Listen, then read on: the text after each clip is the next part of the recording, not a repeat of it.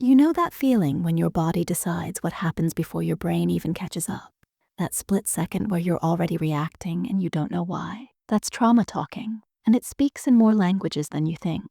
Let's break down every single trauma response your mind uses to protect you. Number 1, fight. This is your inner warrior coming out, but not always in the way you'd expect. When you snap at someone over something small, that's fight mode. When you feel this surge of anger that feels way bigger than the situation calls for, that's your nervous system hitting the gas pedal. Fight doesn't always look like actual fighting. It shows up as arguments you can't back down from. It's that need to be right, to defend yourself even when nobody's really attacking. Your body remembers danger, so it arms itself with anger before thinking about whether the threat is real. Some people live here. They've got this edge to them, always ready for conflict, because somewhere along the way, fighting back was the only option that worked. Number 2, flight. Flight is the exit strategy. It's when your first instinct is to leave, run, disappear. But here's the thing about flight in the modern world. You can't always physically run, so your brain finds other ways. You avoid the conversation. You ghost people. You stay busy, constantly moving, never stopping long enough to feel anything. You switch jobs, relationships, cities, because staying feels dangerous even when it isn't. Flight can look like success from the outside. You're productive, always going somewhere, doing something. But underneath, you're running from feelings that scare you more than any external threat ever could. Number 3, freeze. Freeze is when your system hits pause. It's that moment where you can't move, can't speak, can't think. Time slows down or speeds up, and you're just stuck. This one gets misunderstood the most. People think freezing means you're weak or you didn't try hard enough to get away. But freeze is your brain's emergency shutdown when fight and flight aren't options. It's actually protective, even though it doesn't feel that way. Freeze shows up in everyday life as procrastination that you can't explain, as spacing out during important moments, as that blank feeling when someone asks you a direct question, and suddenly you can't access any thoughts at all. Your body learned that staying still and quiet was the safest bet, so that's what it defaults to. Number 4, Fawn. Fawn is the people pleaser on steroids. It's when you learn that your safety depends on keeping other people happy. So you become whoever they need you to be. You say yes when you mean no. You apologize for things that aren't your fault. You can read a room like your life depends on it, because once upon a time, maybe it did. You become so good at anticipating what others need that you forget you're allowed to need things too. Fawn looks like being nice, being helpful, being easy to deal with, but it costs you. You lose yourself in the process of becoming whatever keeps the peace. And the exhausting part? You might not even realize you're doing it. Number 5, faint. Faint is the ultimate shutdown. It's when your body decides the only way out is to check out completely. This can be actual fainting, but more often it's dissociation. That feeling of being disconnected from yourself, watching your life from behind glass. Colors look wrong. Sounds seem far away. You're there but not there. Your body is present, but you've gone somewhere else entirely. It's your system's last resort when everything else has failed. People who faint or dissociate often feel broken, like their response is the weird one. But this is just biology doing what it was designed to do when overwhelmed.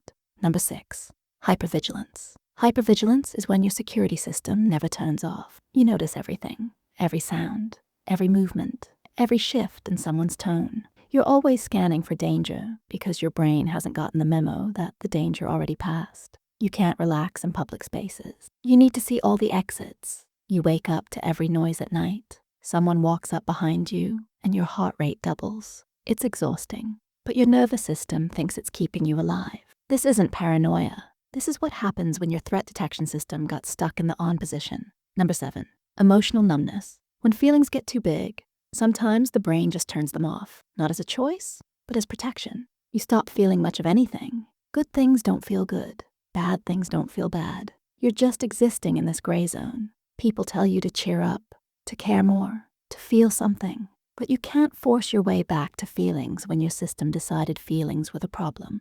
Numbness isn't the absence of emotion. It's your mind's way of managing emotions too overwhelming to process. Number 8, overachievement. This one surprises people. But hear this. Constantly pushing yourself, never being satisfied, needing to prove your worth through achievement. That can be trauma too. You learn that your value depends on what you produce. Rest feels dangerous. Slowing down feels like failure. You pile on more work, more goals, more proof that you matter. because somewhere deep down, you're not sure you matter just for existing. This gets praised in our world, but it's still a response to feeling unsafe, just dressed up in success. Number 9, self-isolation. When people have hurt you, staying away from people starts to make sense. You pull back, keep to yourself, build walls so high nobody can climb them. It feels safer to be alone than risk being hurt again. But isolation feeds on itself. The longer you stay away, the scarier it becomes to reach out. You tell yourself you prefer it this way, that you don't need anyone. Meanwhile, part of you is desperately lonely and doesn't know how to bridge the gap anymore. Number 10, perfectionism. Perfectionism isn't about having high standards. It's about believing that if you can just be perfect enough, you'll finally be safe. If you make no mistakes, you can't be criticized, rejected, or hurt. You redo things multiple times. You panic over small errors. You can't enjoy what you've accomplished because you're already focused on what's not quite right. Your worth feels tied to being flawless, which is an impossible standard that keeps you trapped. Number 11, difficulty trusting. When your trust was broken, early or often, believing people becomes almost impossible. Everyone is suspect. Every kindness has a hidden motive. You wait for people to show their true colors, to prove that they're just like everyone else who let you down. This isn't you being difficult. This is your brain trying to prevent future pain by never fully believing in safety again. But it also prevents connection, leaving you isolated even when surrounded by people who genuinely care. Number 12, overreacting to perceived threats. Small things set you off big time. Someone's tone shifts slightly and you're ready for battle. A plan changes and you spiral. What looks like overreaction is your trauma response system that can't tell the difference between actual danger and things that just remind you of danger. Your reactions feel justified in the moment because your nervous system is screaming that this is an emergency. It's only later that you might realize the response was bigger than the situation required. But in that moment, your body is reacting to ghosts from your past. Here's what matters most about all these responses. None of them make you broken. They made sense once. They helped you survive something that was genuinely hard. Your brain is doing exactly what brains do, trying to keep you safe based on what it learned. The goal isn't to judge these responses or force them away. It's to recognize them, understand where they came from, and slowly teach your nervous system that the past isn't happening anymore. That's the work. That's the healing. Which of these responses hit home for you? Drop a comment and let's talk about it.